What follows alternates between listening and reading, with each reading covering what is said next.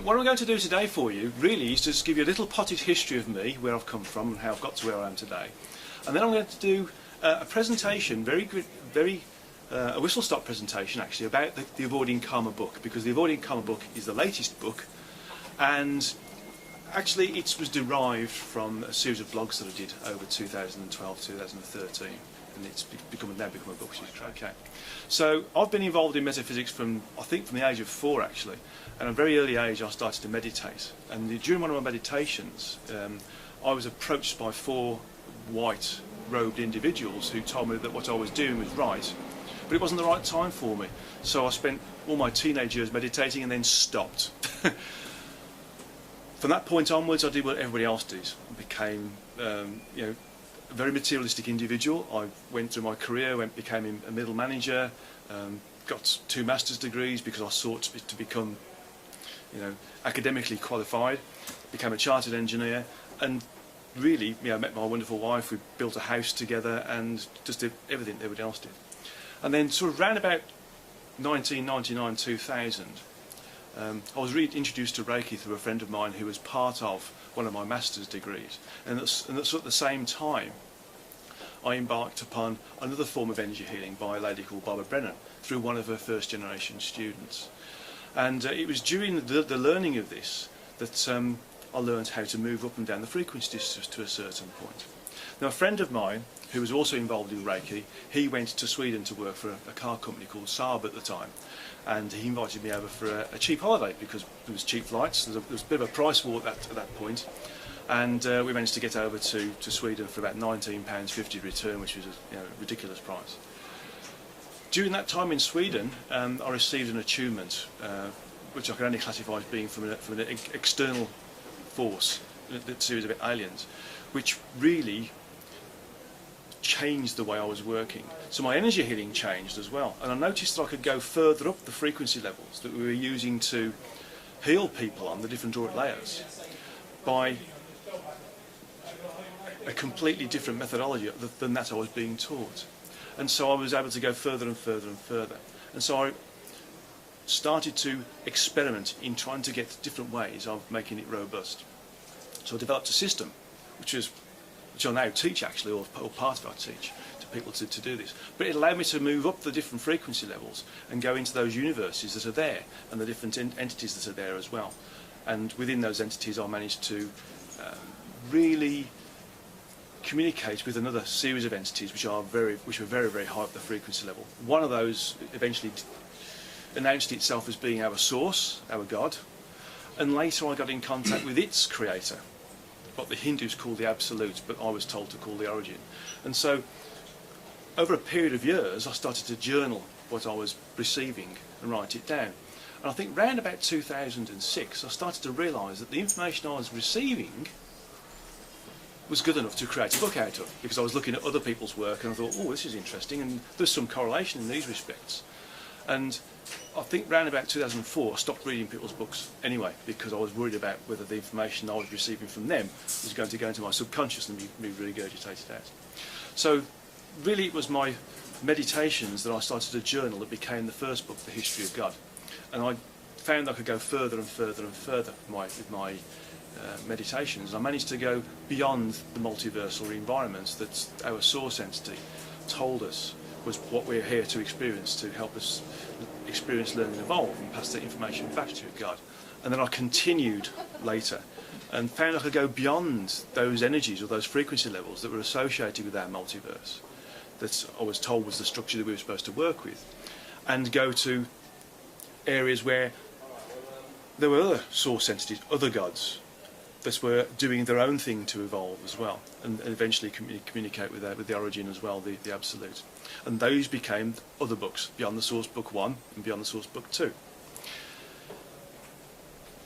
Now, in between all of this, I was receiving information for my website to do blogs, postings once or twice a week. And some of those blogs were to do with avoiding karma, because karma is a completely misunderstood concept to most of us.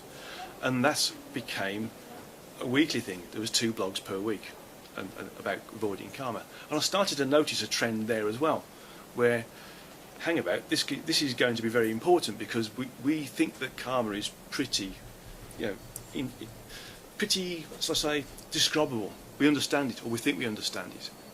And so the book Avoiding Karma, which is what I'm going to talk about now, really starts to pull out the detail of what karma is and how it affects us. This is what I want to talk about now. Because I want to talk about and give you a correct definition and why we accrue karma. And the fact that we've got 5 genres of karma, which are really thought-based karma, behaviour-based karma, physical sensation-based karma, materialism-based karma, and status-based karma. So there's a whole group of different ways of looking at things in terms of how we accrue karma, and what our ultimate goal is as well. And at the end of it we can have a chat about this. Well, a modern misconception of karma is its cause and effect, which it is largely, but it's understanding what that cause and effect is. And we think of it as being something as simple as throwing Granny off a cliff in one lifetime, and then the next lifetime we've got to experience it the other way around, with Granny throwing us off a cliff, for instance. You know, we have to experience that which we've done to somebody else. And it's not specifically that. It's about a whole multitude of different things in how we exist and how we work with the physical universe, our environment right now. So a correct definition of karma is actually the attraction and the addiction to low frequency behaviour patterns or actions. And they specifically operate within the physical universe. Now, we exist in a multiversal environment, and within the multiverse there's around 408 frequency levels. And each of those, by and large, each of those frequency levels is a simultaneous universe in its own right. That's a whole universe in its own right within each of those frequency levels. Except the first universe, which needs 12 frequency levels, because the frequencies are so low that it hasn't got the resolution to provide a universal environment. Now the thing with the physical universe is to experience it properly, we need to come and live in it properly. And we use the human vehicle, the human body, to experience it in a most profound way. Because otherwise, if we were energetic still, we wouldn't be able to touch these things, for instance, and feel the feedback and understand where things go. So we work with it very profoundly and very integrated in the way we work. And so really, karma is about how we work with this environment, and the fact that we can get addicted to it, and the different ways of getting addicted to it, and the fact that we need to come back for 2 reasons. 1, because we want to come back to experience it again and again and again, and 2, because actually we need to sort out the addiction and get ourselves beyond the addiction. Okay. So a correct definition of karma is the fact that karma only exists here. So this karmic content, this addiction, is only because we're coming here. And it exists when our true energetic selves, sometimes called the Oversoul, sometimes called the Godhead, sometimes called the higher self, desires a part of itself, an aspect of itself, what we call the soul, to come back again and experience some part of it. And this need to come back, the desire to come back, is called karma. So this is the physical link, this is the karmic cycle, the fact we're needing to come back, the fact we're having to come back to sort ourselves out, to move beyond this cycle. Now, there's 5 basic genres of karma. And the first one is this thought-based karma. And these are thoughts that revolve around our humanity, that make us human-centric. Not human-centric in terms of working with ourselves as individuals and with groups of people, but our belief that the human form is what we are. We're not thinking outside of the box, so to speak. It's limited thinking, there's no expansion. And those thoughts anchor us to the physical universe. They make us stay here. They make us believe that this is what we are in every way, shape and form. And it's also what we think of others.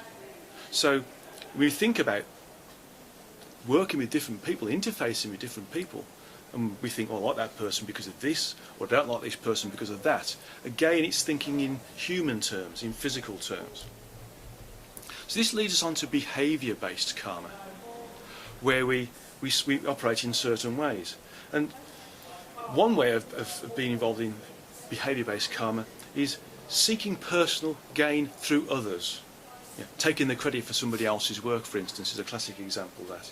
And seeing the worst of in others as well, which is again where we should be looking beyond that and seeing where people do things the way they do because they're also experiencing, learning and evolving, and realising that they say certain things because they're having to work in certain ways, and we can forgive them if we want to. So it's understanding that. Now gossip is a big one. We always talk about somebody and something, and we shouldn't really be doing that because it involves us in the human aspect again, in the low frequency aspect. So we should be avoiding gossip at all costs. The use of poor language, not being able to articulate ourselves properly, is another way, because it drags us down to another frequency level, which is where we are not really separating ourselves out from lower organisms on the planet, really, because we're starting to use and think in a very low frequency way. And this links in with aggressive tendencies, doesn't it, really? You find that people who use poor language tend to be aggressive all the time and wanting to fight people or argue with people or do something to somebody else which is negative, for instance. And also it's the evasion of responsibilities, not taking ownership for when we do something wrong. It's wrongdoing, those sorts of things. That's behaviour based aspects of karma. And then we've got the physical sensation based karma, when we get addicted to other things that are sensory based. The classic one is sex. Now, sex is great if we use it for procreation and it's done in a loving way, and we start going off track. Then we want to do and have this sexual act for personal requirements and not for loving requirements or procreation requirements. And if we're doing it in the right way, there's no problem. It's when we get addicted to the need to do it, then that becomes again sensation-based karma. Another one is food. We have a lot of, we must have certain foods, must have access to certain foods. We can't live without food, and food becomes an addiction in its own right. For instance, going to certain restaurants, having certain foods, experiencing certain things in those respects. That's another one. Another one is clearly alcohol. I mean, alcohol's fine if it's taken in the right quantities in the right way and is used for what it is. But it's when we need to have more and more and we can't live without it, we get addicted and we become alcoholic and those sorts of sense. And this also leads us into drugs as well, because drugs are also an addiction, aren't they? We seek the effects that we get through having drugs, and it's that effect which links us into the need to have the drugs. We get addicted to the drug cycle as well. Again, another one is body condition. How many of us want to have six packs or good shapely waists? It's not essential to having those. As long as we look after our bodies, we're fine. But we want to look good, physically look good, because it's something we think we should be. But again, the addiction to it, the wanting to look good and continue to look good, is an attraction to lower frequency existence. And then sometimes we get a problem with personal self-abuse, where we like to cut ourselves, we like to experience the pain, and that's another form of addiction that brings us down to the human level, the low frequency level.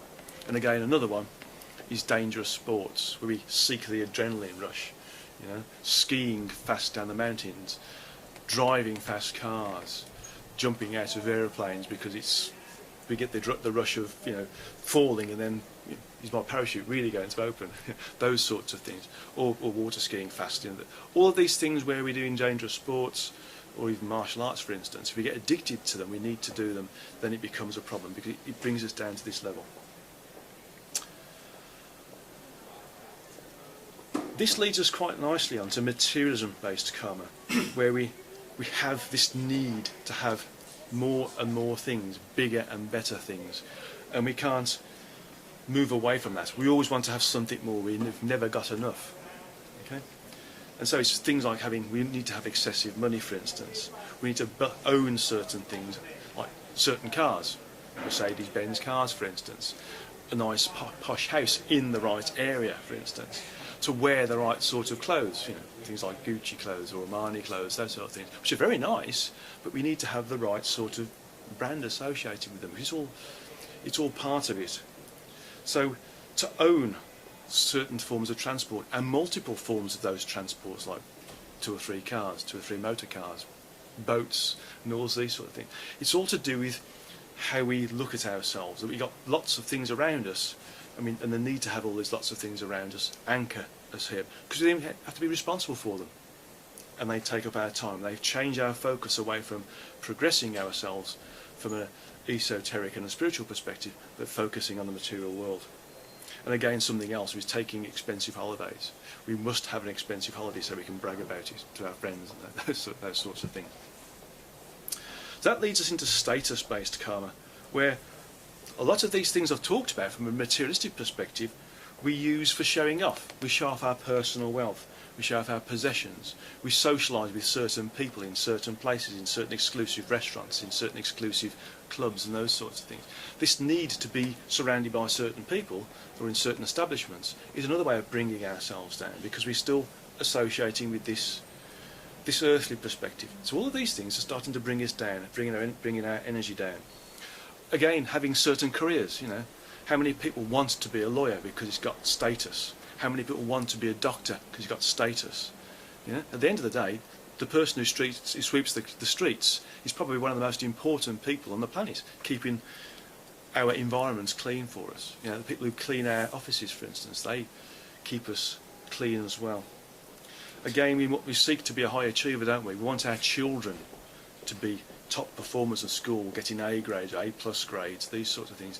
These are, again, bringing us down to, you know, the earth level as well, keeping us here.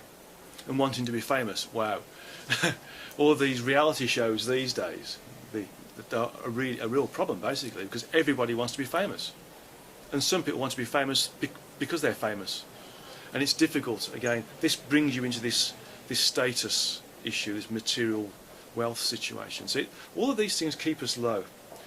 And this also wants us to be powerful as well, because we're famous, we've got lots of money, we're powerful, lots of wealth, lots of belongings, makes us feel powerful as well. So this brings us to what the ultimate goal is. And the ultimate goal really is to move out of that, okay? It's to observe ourselves and avoid things that can create a link with the lower frequencies associated with the physical universe. Because we're only here to experience it, really, and work with it. And then we move back into the energetic again, because we are energy beings. We're sentient energy that comes here to experience the minute detail of the multiverse, to experience, to learn and evolve, and we pass that evolutionary content back to our higher self, our true energetic self, and back to our creator, our God, our source entity, which passes it back onto its creator.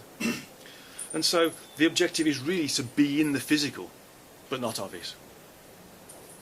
And so therefore we can avoid karma in the process of doing it. And if we can avoid karma, we can move out of the karmic cycle, we actually avoid the need to reincarnate. And therefore we can progress and evolve without coming down this low down the frequencies. And if we can do that, we've cracked the evolutionary curve and we can move on and not bother to come here again. And that is how to avoid karma, by recognising all of these different things and moving forwards. Okay. Anybody got any questions on karma? Yes. And good karma actually is the opposite. Good karma is when we start to do good things, like recognising what we're doing. I wouldn't say wrong, but that we're getting attracted to a downward spiral in certain things, and we can start to negate it. If we observe ourselves, and we can start to correct our behaviour patterns and our thought processes, we start to move up this curve. So we don't engage in gossip, we don't engage in negative thoughts, we don't engage in aggressive tendencies, we don't worry about what people think of ourselves. We can move further up the frequencies that way. And we get to the point where we don't get concerned in an instantaneous situation. So we can forgive and forget people instantaneously when somebody says something against us, rather than getting upset. We recognise that they've got their own evolutionary curve to work with, and we forgive them and forget what they've done. They don't get a karma linking it with us, we don't get pulled down the frequencies, and we start to move upwards. And when we start to move up the frequencies, we start to get access to other functionality, because we're higher frequency. So we start to achieve things like gaining better intuition, gaining better spiritual sight, and some of the higher functionalities associated with becoming higher frequency. So we start to get things like telepathy, psychometry, and precognition, clairaudience, clairvoyance, clairsentience. And so if we move up by using the other side of karma, which is releasing the need to be here by self-observation, we can ascend the frequency as well at the same time.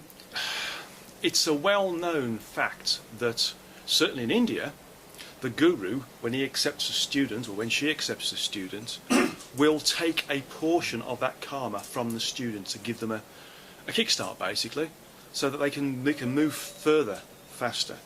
Because the guru understands, or the teacher understands, what karma is, they can work with it, and they can dissipate that karma within themselves much quicker than the student can. So in taking that karma on board and then releasing it by introspection, observation and change of behaviour process, they remove that karma, they sever the links with the student for the karmic cycles and the other links with the other people that those karmic links have achieved, and the students can move up faster because they're given a head start. They're put on this pedestal where they can be introspective and self-observant almost straight away, and therefore they move up quite quickly, as against where people who are doing it on their own, they've got to work through this very difficult process of accepting that we are having to work in an environment where we can get sucked into different things or get attracted to different things, and we have to become self-aware and self-observant. More importantly, becoming able to recognise that when we're doing things wrong and accept it, taking responsibility for it. And so the association with the guru, the teacher, removes that first part and gives them a head start. In some of my workshops, I teach people how to move their consciousness, project their consciousness up into the different frequency levels associated with the multiverse. And in doing so, you naturally bring your frequencies up anyway. So in doing those exercises, and even just opening and closing the chakras brings you up the frequencies, then you start to get associated with those frequencies, and as a result of that you do start to remove this karma, because you start to become introspective naturally. You start to avoid those thoughts and behaviour patterns and actions naturally anyway. So that helps as well. Thank you. Actually, I received an email today from one of my students asking this very similar question, and it's something like 20% of 1% of people on the planet. Yeah? That's 0.2 of 1% of the people on the planet are able to work or think in this way on any level, whether it's master level or whether it's just starting out level. So there's a wide spectrum there of how people are responding to it, but it's it's a very low number.